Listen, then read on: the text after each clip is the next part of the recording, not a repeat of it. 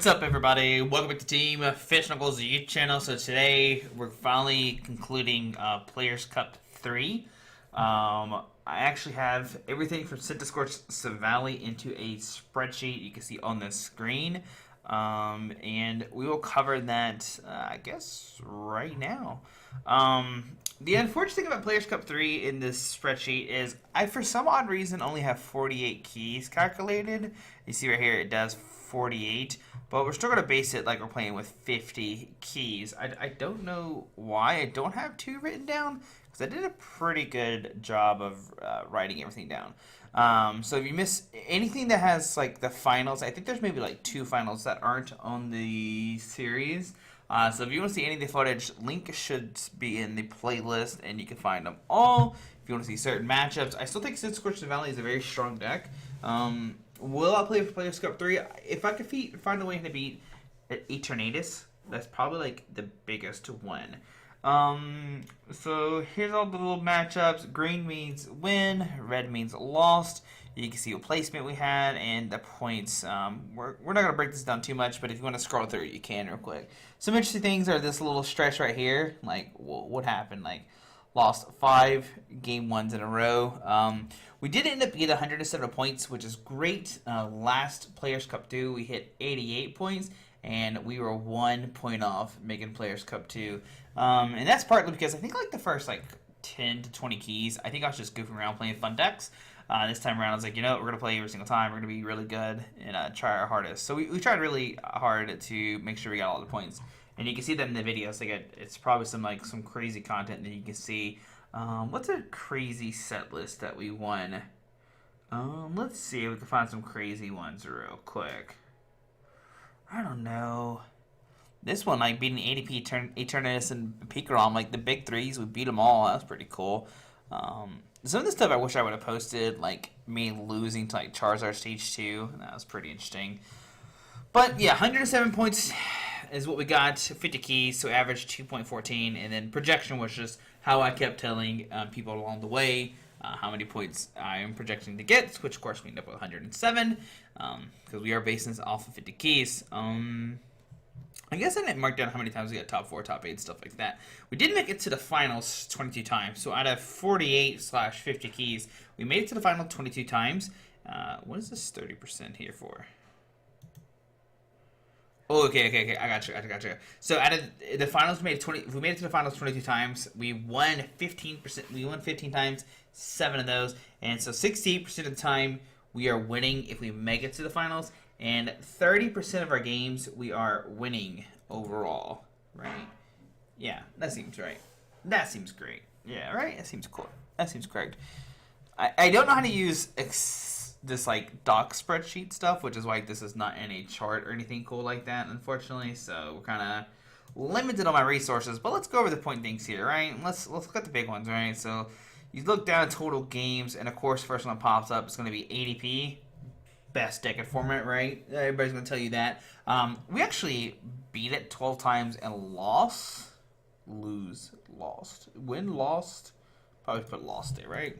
Probably should put lost. Win, lost, I don't know. Win, lose, whatever. So we won 12, we lost 5 times, and so total we played 17. And so about 70% of the time we are beating ADP, which I think is a pretty good, like, especially going into PC3, I think ADP will still be like one of the most played decks for sure. So next up on the list is actually going to be Pikarom, of course. Surprise, surprise. Now, Pikarom, our percentage is actually even better, right? We played 13 times against them. We beat them 10 times and only lost to them 3 times. I wish I could remember like how the games actually went down and why we lost. But unfortunately, we don't. We don't remember. But I mean, still, 76% of the time, 77%, we are beating Pikarom. So that's a pretty cool thing to note. Next up on the list is going to be Eternatus. Now, this is probably like the scary thing. If you hit Eternatus, 36% of the times you're going to win. Oh, this is not good. So the other 63% you're going to lose. And that's hard to swallow. Like, do you go into PC3? So like you're like 70% against ADP, you're 76% ADP against Pikarom, but like the third biggest deck, you're only winning 36% of the times. So do you really go into PC3 knowing that, saying like, hey, I'm playing City Valley. I have a really good ADP. I have a really good peak and ROM. We're winning 3 out of the 4 times, roughly, right? You could probably comfortably say that. But only winning maybe 25% of your games against Eternatus, it comes down to how many Eternatus decks do you think are going to be in the PC3? And that is a scary thing to think about, right? So, if you can find how to beat Eternatus, then I think this is like the best deck to play. Like, it hands down, I think it's the best. Like, it's so good. Like I said before. Anyways, we got a Luke Metal. Luke Metal, I mean, you're fired. There's still, I think one of my games against Blake. Blake was like a phenomenal player. He played it super well. I think we didn't even hit like a welder. Like, I think that's what helped him out a lot. We didn't find a welder. Which the other thing in City Valley is, of course, you're very welder reliant. In a format where if you only lose twice, you're out. So that's a thing that also come to mind as well. But still, we still won 8 times, lost 2. I think we even like got some donks in there. Like, you go second, get the Heatran, you just bop them, and you just take the knockout. So still in the big 4, we're looking good. You're winning most of those matchups, right? So next up after Luke Metal is going to be Centiskorch. Now this is that like Centiskorch with like Reshizard and Zigzagoon and like all this weird stuff that they play. Like, it's good. Don't get me wrong, I say weird stuff just because I'm not used to it. I obviously, if you're gonna play Centiskorch, like, maybe I still think City Valley has a better advantage against Centiskorch. If you play the mirror, our deck destroys that variant of Centiskorch just because we have. We get the Savales to help draw cards. We can stamp them and punish them while they can't really do that to us. And I think it's a big thing there. Yeah, they have like Jirachi and like all this cute stuff, but I think people to dig after a reset stamp is like so like good, and both of these Centiskorch decks play that. So we're going to punish them harder than they're going to punish us. So I think that's a big thing there. And they also play like more Pokemon than we do, like different Pokemon. Like, our list is like very vanilla, I guess, right? You're playing like Savali, Crobat, Dedenne, a Centiskorch line, and Volcanion, while they're playing like Zigzagoons, Reshizard. They're not playing a 4-4 line like we are, so I think that's another thing that helps us as well as we're playing a 4-4 Centiskorch while they're playing 3-3, and that's because they do have like other attackers like the Reshizard and stuff like that. Some of them even playing like Cramorant, they're playing Zigzagoon, they're playing Scoop Up Nets, they're playing these like tech cards that really doesn't help Centiskorch. It helps against other matchups, don't get me wrong, but if you're looking to beat Centiskorch, I would definitely play City Valley instead. So that is a big thing to note on that. And next up, so we're still like out of like 1, 2, 3, 4 out of the 5 decks. Like, your only bad matchup right now is Eternatus. Like, I can't say this enough. Like, if you haven't tested City Valley, go test it. All right. So next up, let's look here. So we did the Centiskorch. So next up, let's go to be Blounce. Now Blounce, you see, it's pretty much 50-50. And I think the big thing here to note is that if you can pull a Centiskorch play into like Heatran, get them to 1, stamp them, take a knockout with Centiskorch VMAX, I think you're in a really, really good shot. Now, the problem is with this is they do play Cramorant, and so that is a very scary card. So if you can manipulate your board to not drop the Dinies, then your game is like 100% better in that aspect. You can also maybe put Malolana here, but I still don't think Malolana is enough to justify that because you're not going to heal 100%, and they're still just going to smack you again. The real key thing is, like, just go fast. Like, you hope your stamps punish them, right? You hope to knock out, like, you hope they drop, like, Oricorio, and you can just smack their Oricorio. You can also, like, attack with, like, some weird things. Like, you got to remember, Savali GX can attack as well, which can help you as well. Like, helps set up some weird knockouts. Baby Volt can knock out. It can't knock out because Basilfion has like too much HP, if I remember correctly. It's been a second. I can't remember. I think Volcanion does 120. And Basilfion has 130. If they're both 120, then you're good. I don't think it works out that way though. I think the game plan is like you just get a big Senti and they like 2 or 3 shot you, and then you have another Senti or something like that, and you're good to go. So The key here is just don't drop Dedinis. You obviously, like, that's the game plan against Blounds. Just don't drop Dedinis so they can't snipe you with Cramorant. So, I mean, we won 3 out of 4 times. I think there's, like, multiple matches when I play against Blounds, so make sure you check that out. I'll see if we can find some Blounds. We won, well, none of this stuff is in order, so Blounds is right there. Let's see. We beat a Blounds. Okay, so you didn't see that video. We beat a Cinscore Strike Bolt Blounds. It's near the end, so if you want to see that video, you can. We beat a Keldeo Blounds Gengar. Oh, that probably is, like, the coolest set to see. We beat a Keldeo V, which probably shouldn't have happened. Beat a Blounds and Gengar. Like, the Keldeo, I think he won the game. If he played it differently, that's a pretty interesting deck to watch. But still, like, pretty much 50-50 against Blounds, so you're fine with that. I don't think Blounds is, like, that big. Like, it's good, but I don't think it's, like, super played just because how hard the deck is to play, right? I think you have to play, like, super phenomenal to do somewhat well with it. So, outside of that, next up, everything pretty much is, like, drops off, right? So we beat Garchomp Mewtwo. We didn't play any of the Mewtwo besides that one, so I can't really say too much. Alchemy, VMAX, you're on the ladder pretty much on that point. Fireblocks, we lost in Fireblocks one time. I can't recall what happened, but I think you're still the superior fire deck. Once again, it goes back to you have Savali, you're drawing cards, and they're not drawing cards, which is the big thing here. Luke Metal, we already covered. Electrode, sure. Water blocks, I think, it wasn't like a legit water box. It was like some random water guys, like literally like a water base box. Altaria is fine because you play Baby Volky, and if you're scared of like Decidueye or if you're scared of Decidueye or Altaria, just play like a third Volcanion. I think you're fine there. Centiskorch, phenomenal matchup. Decidueye, we're 50-50. Once again, if you expect more Decidueye, play a third Volk, and I think you're fine. Like I said, the other Centiskorch, they play like Giratina, so they can bop weakness energy, but we don't. Rowlegs, pretty easy. They can only like really double you. More Pekko. Yeah, we lost that one.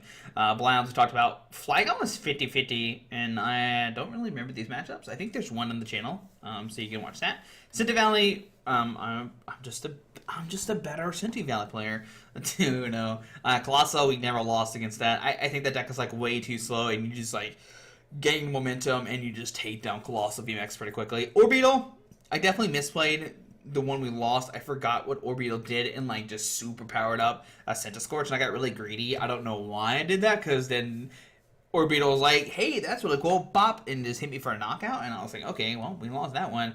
Inteleon, well, that's, you know, Inteleon, pretty bad matchup. Charizard Stage 2, yep, we lost a Stage 2 Charizard deck. It happens. It was this little weird area right here where we just lost everything. Whimsicott, once again, same little area. Also, I think it's probably just a bad matchup. Like, you see right here, like, Charizard, Whimsicott, and Mad Party are both single price Pokemon, and so if they like 2-shot, even 3-shot your GX, then you're in a bad situation.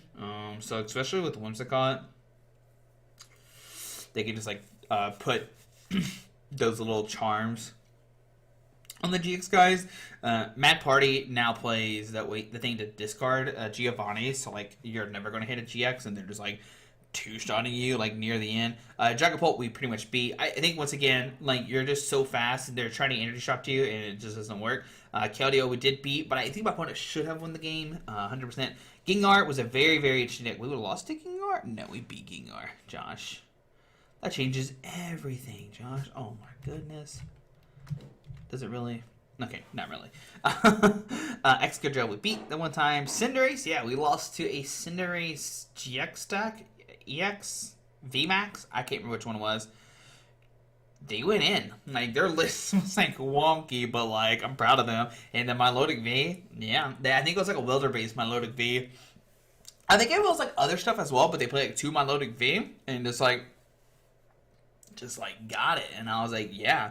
Can't do anything about that. So overall, we won 69 times, we lost 33 times. So total games of 102, and we're winning 67% of the time. So it doesn't seem that good. But I promise the deck, it seems really, really good. Unless I did this percent wrong. Nope.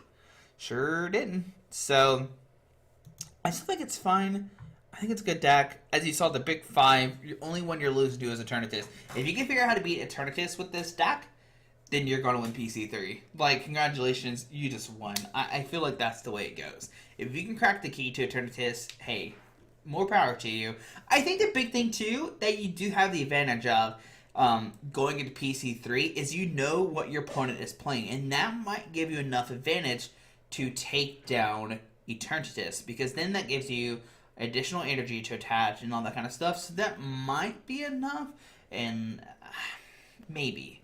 I think that's probably the big one, because usually when you're playing this deck, you always want to go second, but if you know they're playing Eternatus, well, then you want to go first, and that might give you the advantage to maybe one-shot a guy, right? 1, 2, 3, 4, 5. No? It still doesn't knock it out, but you can heavily damage it, and then they can't knock you out, and then you knock them out and power up the bench one or something. That could be something you could do. So yeah, like, going first is going to be so, like, it's going to be really good against Eternatus. So maybe that's the key. Like, you just, like, win the coin flip. And I know that's, like, a really bad thing to say, but it might be what it is, and that's how you win. So that is something to remind when you're playing PC3. You will know what your opponent is playing as long as the rules stay the same. So that could be enough advantage to help beat Eternatus. I don't know. Anyways, guys, hope you enjoyed the content for PC3. We'll definitely, I think it's like in 2 weeks, 3 weeks, that we actually play in Pest Control. Now RuneScape. No, in Players Cup 3. Also, we have the Team Challenge coming up, so we'll see. I am testing some decks and trying to figure out which one we want to play. I'm definitely leaning towards 2 of them right now. And we'll definitely go over those here in the coming weeks. So I think it's a big thing. But for right now, we're going to have fun playing like some Shiny Fate stuff. And take it easy before we get super serious playing the Players Cup 3 and the Team Challenge event. Because we did make both of those, so doing pretty good. We're trying really, really hard to bounce back. And everybody love TFK. Anyways, guys, hope you enjoyed the video. Thanks for watching. Hope you have a great day. We'll see you tomorrow for Expanded Thursday. Let me know what you think of Players Cup 3. Did you make it? I don't know what the points cutoff is. I heard it's like 92, 93, 94, somewhere between there. How did you do? I guess after 48/50 keys, I still don't know where the other 2 keys went. We got 100% points. So I think that's safe, 100%. And we'll see where it puts us in a bracket coming here in a couple weeks. Alrighty, guys, hit the subscribe button. Goodbye.